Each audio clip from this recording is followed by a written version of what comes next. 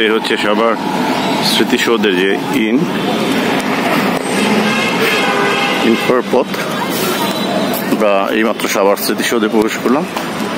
আপনাদের যদি একটু চারপাশটা দেখাতে যাচ্ছি, দেখেন অনেকে এখানে অনেক ছবি তুলছে। আসলে এই স্মৃতিসৌধের ইতিহাস তো আমরা মোটামুটি সবাই জানি, তারপরেও না বলেই নয়। 1971 সালে যারা জীবন দিয়েছিল, যে সকল শহীদ, তাদের স্মৃতির স্মরণেই এই শহীদ মিনার স্থাপন করা হয়েছে। এটা ঢাকার সাভারে নবীনগরে অবস্থিত বিশাল এরিয়া। আজকে দিনটি যেহেতু একটু তাপদাহ কম, রোদ কম, তাই ভাবলাম যে ঈদের ছুটিতে উপলক্ষে আজকে একটু সাভার থেকে নবীনগর থেকে ঘুরে আসি। যদি এর আগে আমার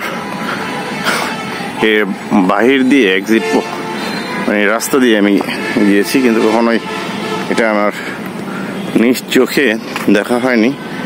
তাই আজ সেই সুযোগটাই কাজে লাগালাম এবং চলে আসলাম সাভারের সেই স্মৃতিসৌধ নবীনগরে। অসাধারণ সৌন্দর্য, এক্সিট পয়েন্ট। যদি আমি চারপাশটা দেখাতে চাই তাহলে এরকম। আমি জানি না ক্যামেরাতে কতটুকু ভালো আসছে, তবে আকাশটা আপনারা দেখতে পাচ্ছেন। আজকে আকাশটা মেঘাচ্ছন্ন, মেঘ হচ্ছে না, কিন্তু তাপ লাগছে, শরীরে ভালো তাপ লাগছে। কিন্তু অন্যান্য দিন থেকে একটু হলেও আরামদায়ক মনে হচ্ছে। এটা সাভারের আপনার ক্যান্টনমেন্ট যে এরিয়া, সেই এরিয়ার পাশেই ঢাকা খাবার সেনানিবাস। আমি আস্তে আস্তে যাচ্ছি। আপনারা যদি চারপাশটা দেখেন তাহলে বুঝতে পারবেন যে এর সৌন্দর্যটা। সানি এবং ক্লাউডি দুটাই আকাশে বিরাজমান। এই হচ্ছে এর চারপাশটা।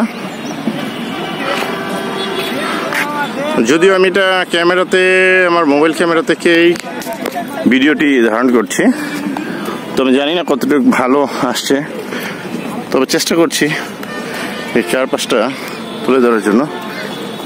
সাধারণ পরিবেশ, খুব ভালো লাগছে এখানে এসে। একটা বাংলাদেশের ইতিহাসের এবং বাংলাদেশ সৃষ্টিতে যারা নাকি ভূমিকা রেখেছিল, সেই সমস্ত শহীদ ভাইদের স্মরণে এটা তৈরি। তাছাড়া এটা হচ্ছে 60টি, যেহেতু এটার স্তম্ভ, সেহেতু 60টি বছর বাংলাদেশের ইতিহাসকে রিপ্রেজেন্ট করে। আমি আমার ভিডিওতে তুলে ধরবো। এবং আজকে সবচেয়ে মজার বিষয় হচ্ছে, যেহেতু সরকারি অফিস খোলা, সবকিছুই খোলা, তো ভিড়টাও কম। ঈদের আমেজ যেটা ছিল সেটা চলে গেছে। এর পাশে একটি লেক রয়েছে।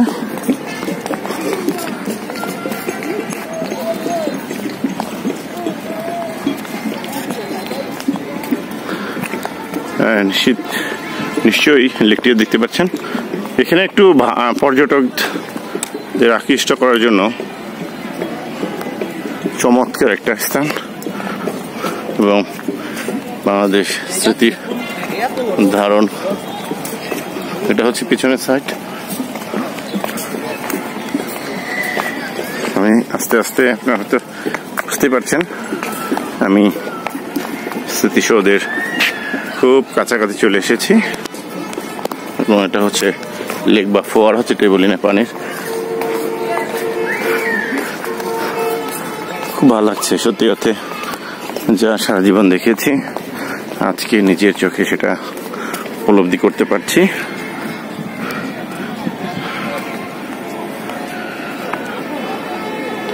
খুব চমৎকার পরিবেশ। এবং সবচেয়ে মজার বিষয় হচ্ছে যে আজকে ভিড় কম।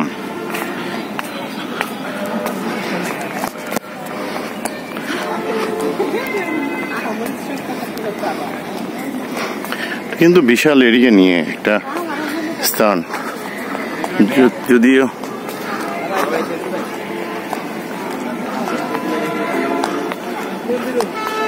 যদিও খুব কাছ থেকে আমি দেখছি। আসলে আমার ভিডিওতে কতটুকু বুঝতে পারবেন, অনেকে ড্রোন শট নেয় এখান থেকে এসে। তবে আমি আশা করছি যে আপনারা আমার ভিডিও থেকে অনেক কিছুই ধারণ করতে পারবেন। এই শহীদ মিনার স্মৃতিসৌধ সম্বন্ধে এবং এই চারপাশটা একটা মোটামুটি আপনাদের একটা ধারণা হবে। অনেকে এইভাবে হয়তো ভিডিওটি করেনি কখনো, যে আমি আপনাদের মাঝে তুলে ধরতে চেষ্টা করছি। এবং এটার অন্যতম একটা কারণ হচ্ছে, বললামই তো যে এখানে আজকে নেই বললেই চয়, জনসাধারণ নেই, কোলাহল মুক্ত পরিবেশ। তাই আমি 4-5টা সুন্দর করে তুলে ধরতে চেষ্টা করছি।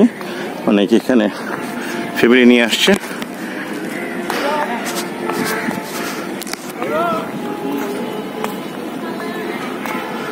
সেই পানির লেক দেখতে পাচ্ছেন।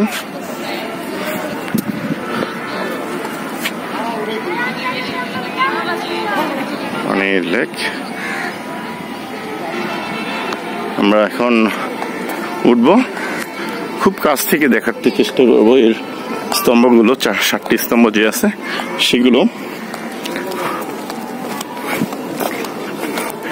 আমি এখানে বেশিক্ষণ অবস্থান করতে যাচ্ছি না, কারণ যতটুকু ঘুরে আবার চলে যাওয়া যায়।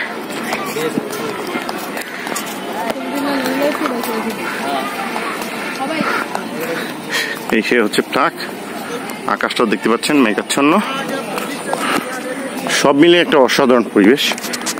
অনেক ফ্যামিলি এসেছে এবং চারদিক দিয়ে মনে হচ্ছে যে চারপাশটা একটা বনের মতন।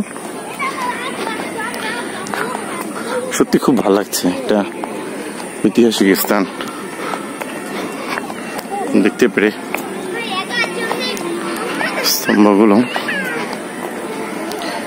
নিচ থেকে দেখাতে যাচ্ছি, তাহলে সেই মানে এখানে একটা জিনিস বলতে চাই যে সকাল 10টা থেকে বিকাল 5টা পর্যন্ত সর্বসাধারণের জন্য উন্মুক্ত থাকে এবং এখানে ঢোকার জন্য এন্ট্রি ফ্রি বা অনেক কিছুই লাগে না। স্তম্ভগুলো দেখতে যাচ্ছি খুব কাছ থেকে, কারণ এটা কেমন ভাবে তৈরি হয়েছে সেটা আমি একটু উপলব্ধি করতে চাচ্ছিলাম, তাই আমি আপনাদেরও দেখাতে যাচ্ছি। এরকম ভাবে আমার মনে হয় না যে এর ইতিপূর্বে কেউ আপনাদেরকে দেখাতে পেরেছে। আমি যদি এখন এর পিছন সাইডটা দেখাতে চাই, মানে যেখান থেকে আমি প্রবেশ করলাম ঠিক এটাই হচ্ছে তার পেছন সাইড, পেছনের দিকটা আর কি। আর মানে পেছনের সাইডটা বলতে আমি যেখান থেকে প্রবেশ করেছি স্মৃতিসৌধে, আর এখানে হচ্ছে এই সেই স্মৃতিসৌধ, 7টি স্তম্ভ। আমরা সেটা এখন দেখব।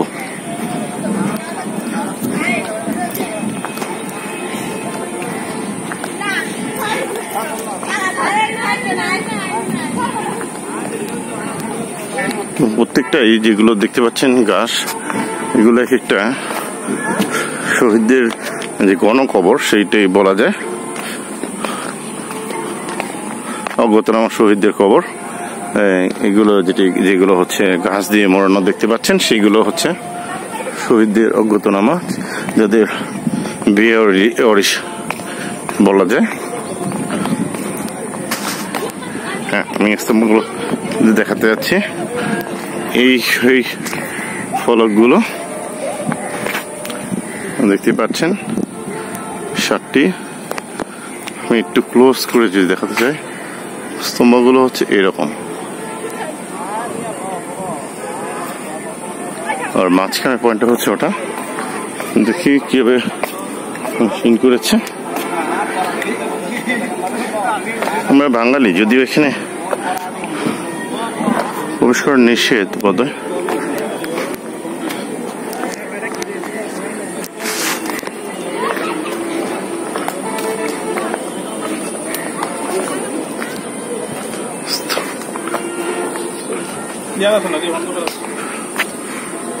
হচ্ছে এইভাবে দাঁড়ানো,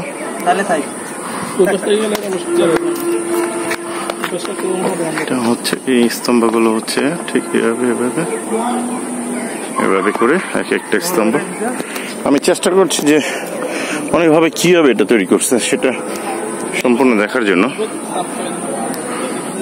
আপনারা দেখতে পাচ্ছেন স্তম্ভগুলো কিন্তু এখান থেকে এইভাবে গিয়ে তারপরে এইখান থেকে আবার উপরে উপরে এই দিকে থেকে এইখান থেকে এখানে, অর্থাৎ প্রত্যেকটি স্তম্ভ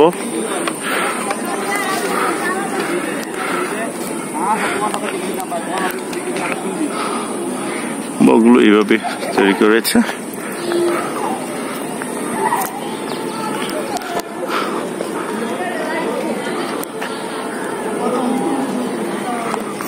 আর এটা হচ্ছে যে মিডিলের পয়েন্টটা, এটা হচ্ছে মিডিল পয়েন্ট। তারপরে এই ঠিক এই স্তম্ভগুলো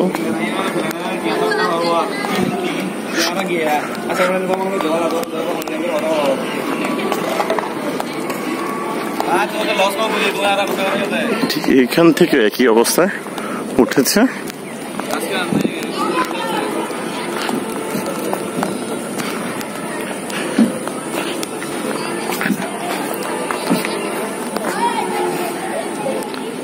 এখান থেকেও এভাবে এই 7টি ফলক স্তম্ভ মিলে হচ্ছে 7টি বছরকে রিপ্রেজেন্ট করছে।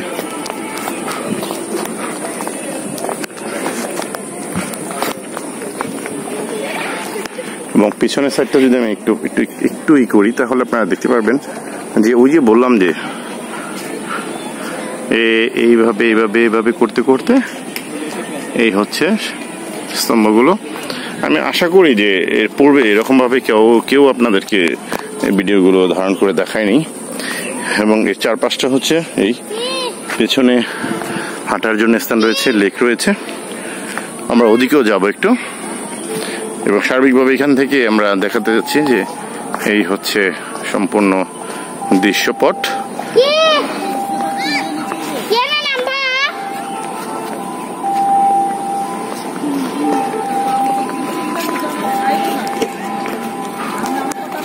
এর পিছনে কিন্তু একটা লেক রয়েছে, অনেক মানুষ হাঁটছে। দেখি স্তম্ভগুলোর আমরা যদি সর্বভিতরে যদি একটু প্রবেশ করি এখান থেকে, তাহলে দেখতে পারবেন স্তম্ভগুলো হচ্ছে কত উঁচা। এবং মজার বিষয় হচ্ছে এক একটা স্তম্ভ দিয়ে আর একটা স্তম্ভের ভিতর এগুলো প্রবেশ করা যায়। এই যে সেই আমি এখন স্মৃতিসৌধের ভেতরে যে 7টি ফলক রয়েছে সেটার মাঝতেই অবস্থান করছে। 1 2 3 4 5 6 এবং এটা 7 ভিতরের সাইডগুলো।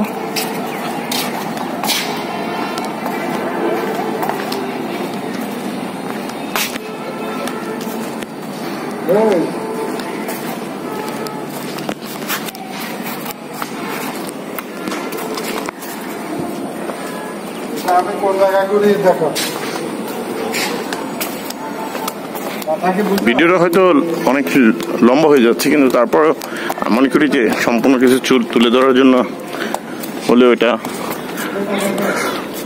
দরকার ছিল।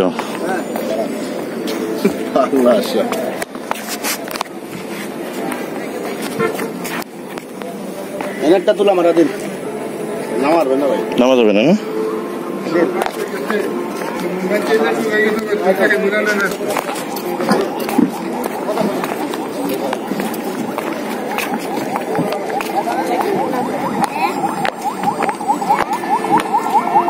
এইখান আসেন, এই যে ফাঁক টাক দিয়ে ঢুকতে পারবে।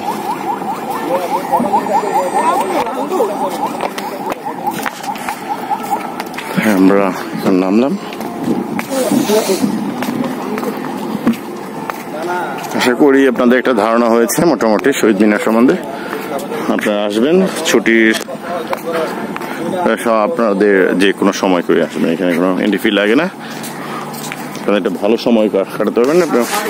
বিকেল সময়টা যদি আসেন তাহলে হয়তো সবচেয়ে ভালো লাগবে আপনাদের, আশা করি।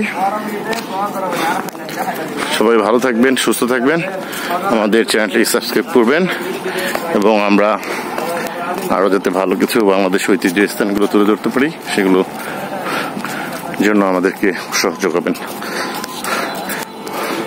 আমরা পরবর্তীতে এর যে বাইরের দৃশ্যগুলো সেটা চেষ্টা করব আপনাদের পরবর্তী ভিডিওতে দেওয়ার জন্য। ভালো থাকবেন, সুস্থ থাকবেন। আসসালামু আলাইকুম।